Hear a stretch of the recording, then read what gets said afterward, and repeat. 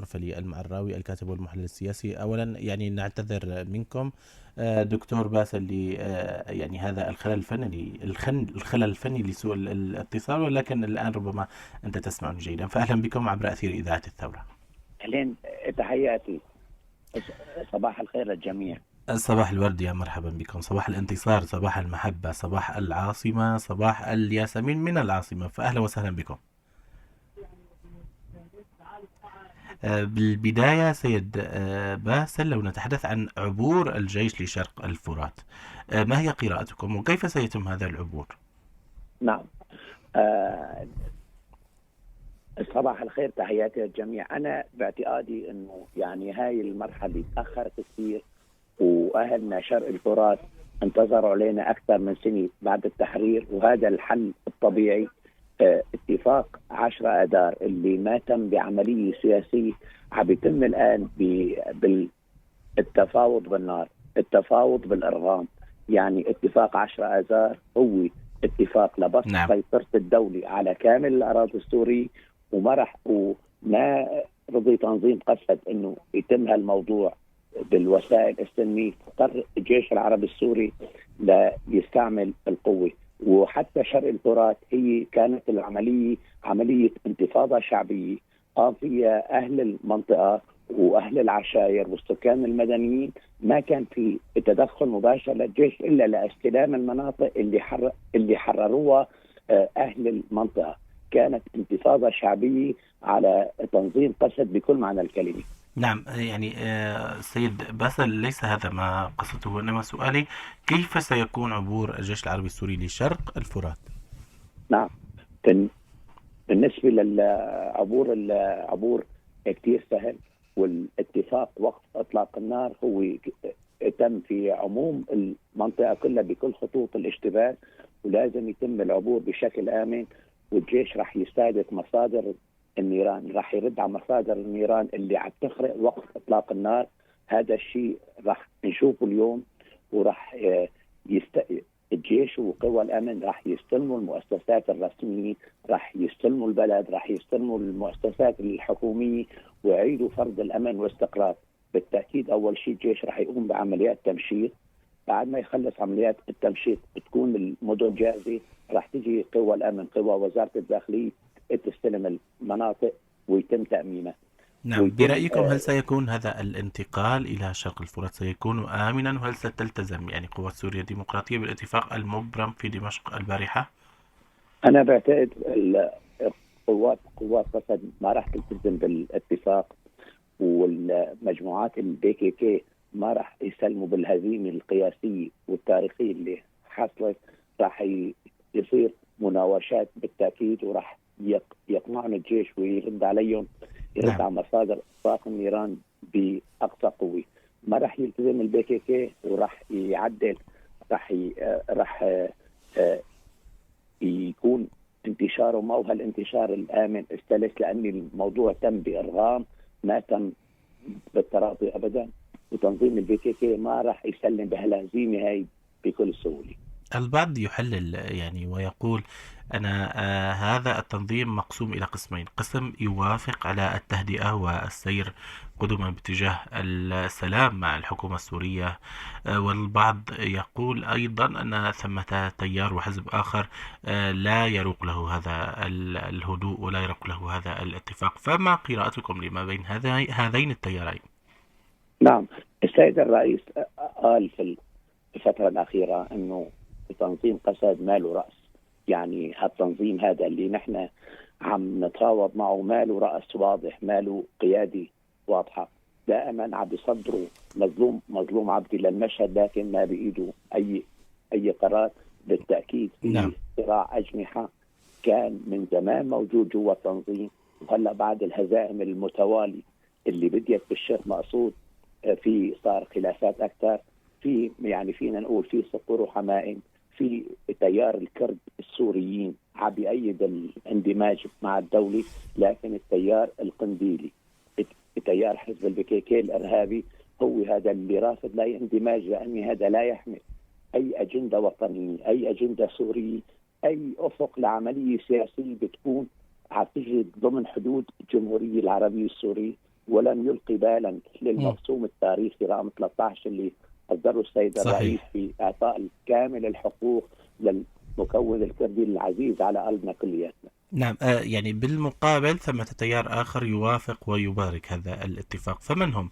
طالما التيار القنديلي هو المعارض، وهو الذي دائما يقول كلمة لا، ويعني بالمقابل يوجد تيار داخل حزب البكك أو داخل تنظيم قسد يوافق هذا الاندماج، فمن هو هذا التيار الآخر؟ أنا بعتقد التيار السوري، الكرد السوريين اللي فيه بعض منهم تم التغرير فيهم عبر تنظيم البي كي كي وحملهم أجندة ما يعني أجندة فوق وطني. هذا التيار اللي عم يلاقي مستقبل له في الاندماج بوزارة الدفاع السوري، بالاندماج بوزارة الداخلية السورية، حتى بالتيار المدني، اندماج مؤسسات الدولة اللي بيتم مع مؤسسات الدولة السورية.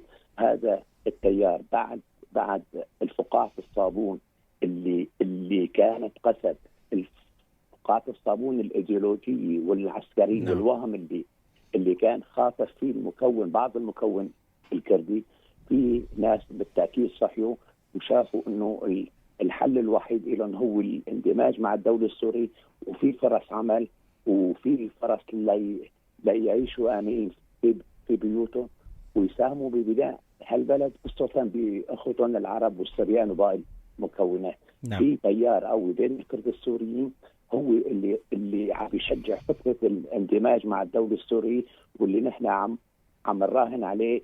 وحتى نحن السيد الرئيس قال في نص الاتفاق في تعيين لمحافظ الحسكي، ونحن ما رح ندخل على عين العرب، وراح نشكل قوة في عين العرب كوباني من الشرطة. وشافوا التجسيد في الشيخ مقصود عندما مباشرة تم تخريج 150 شرطي ليستلم حي الشيخ مقصود في حلب من اخوتنا الاكراد. ففي لهم مكان بالدولة، لهم مكان في مستقبل سوريا، لهم مكان يأمنوا فيه عيش أولادهم وأسرهم، مصدر رزق يعني.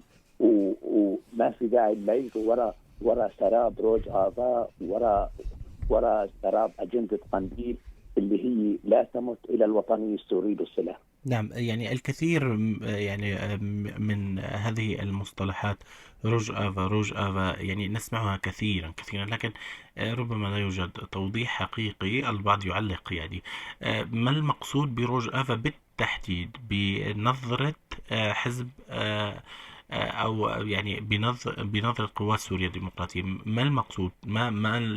يعني على ماذا أطلق مصطلح روج آفا؟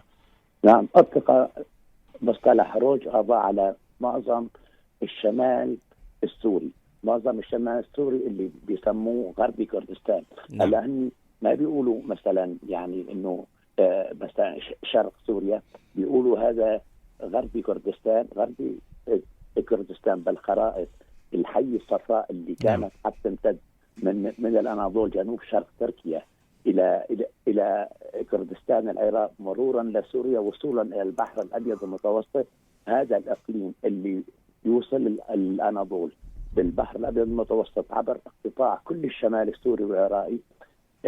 الجزء الموجود بسوريا بيسموه روج آفا أو بيسموه إقليم غربي كردستان. هذا اللي كانوا عم يشتغلوا عليه، واللي تمكنت قوى الثورة السوري من قطعه تماما بعمليات درع الفرات، بعملية نبع السلام، وبعملية غصن الزيتون، وصف المشروع أضغاث أحلام. تخلت عنهم الولايات المتحدة، تخلت عنهم إسرائيل، إيران ما عم تحسن تدعمهم. هذا المشروع صفى سراب ووهم، مثل ما صار ممر داود اللي كانوا عم يحلموا فيه من العدو الإسرائيلي بالوصول للجزيرة العربية السوري. كمان هذا صار سراب. انهارت كل هالمشاريع هاي في خلال 48 ساعة من بداية معركة تحرير شق الفرات. يعني الانهيار ربما كان واضحا، والتهليل والترحيب محليا من العشائر يعني كان واضحا، ثم يعني دوليا وإقليميا أيضا الدول العربية وتركيا أيضا يعني تهنئ ويعني تبارك للحكومة السورية هذا النصر. لكن في الوقت ذاته فخامة الرئيس السيد أحمد الشرع قال أن هذا ليس نصرا، وإنما هذا يعني طبيعي أن يحصل، لأن المنتصر فيه هو مهزوم. نعم. يعني إذا كان من منتصر، يعني فهو المنتصر فيه الشعب السوري جميعا. لن تنتصر فئة على فئة، لن ينتصر مكون على مكون. في الغاية تحرير سوريا بعد ما حررناها من طغمة الأسد، في طغمة أخرى مستبدة ليست أقل سوء من الأسد، هي هالطغمة القنديلية هاي. فبالتحرير كل السوريين كسبانين.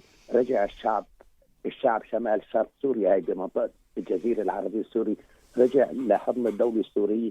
رجعت المصادر الثروة المعدنية والثروة الطبيعي رجعت للدولة السورية. الدولة السورية صارت بتسيطر على كل حدودها، دولة كاملة السيادة، بتسيطر على كل المنافذ الخارجية بالحدود التركية، وهذا بنص الاتفاق. وبالحدود العراقية السيطرة الدولة اللي بدها تزدهر واللي حاطة إجراء في أول سلم النجاح بتكون دولة كاملة تفرض المركز سلطه على جميع الأطراف، وبتكون كل الثروات بيد الدولة لاستعمالها وتوزيعها على عموم أنحاء الشعب السوري. ما كانوا لمدة 10-15 سنة عم تسرقها عصابي، وشفنا ما عملوا أي تنمية في المناطق، لا زفتوا شارع ولا عملوا بنية تحتية ولا عمروا مدرسة ولا عملوا كهرباء. رح ترجع هالثروات للشعب السوري ويتنعم فيها كل أفراد الشعب السوري. نعم. الباحث يعني والكاتب والمحلل السياسي الدكتور باسل أرفلي المعراوي، كنت معي عبر الهواء مباشرة. شكرا جزيلا لكم. شكرا لراديو الثورة.